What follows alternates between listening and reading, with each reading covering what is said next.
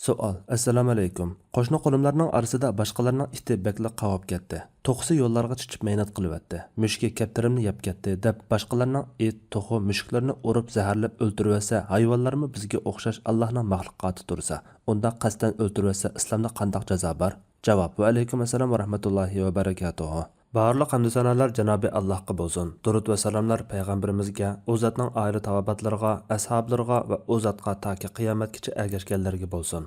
Ziyon urmaydigan hayvonlarni o'zursiz holda bekordan bekorga o'ldirib etish harom. Ammo mushuk boshqalarning cho'jinlarini, kaptarlarini bo'g'ib, go'shtlarini o'g'irlab yeb ketadigan bo'lsa, it yo'ldan o'tganlarni qo'rqitadigan, tishlaydigan, qo'g'laydigan, kechalari qavab bearam qiladigan, to'xular boshqalarning uylarini maynat qilib etadigan, umuman qilib aytganda, bundaq hayvonlar atrofdagilarga ziyon uradigan bo'lsa, bu bearamchilikdan xalos bo'lish uchun ashu it mushuklarni o'ldirishdan boshqa chora bo'lmasa o'ldirvasa bo'ladi. Egisini ogohlantirib, gap so'z bilan bir taraf qilg'il bo'ladigan turuqliq o'ldirvasa gunohkor bo'lish bilan birga egisiga to'lam to'lishi lozim bo'ladi. Chunki islomda boshqalarga ziyon urish yo'q. Shunga it mushuk qatorliq hayvonlarni boqqanlar boshqalarga ziyon urmay, kishilarni bearam qilmay, qo'rqitmay beqishi lozim.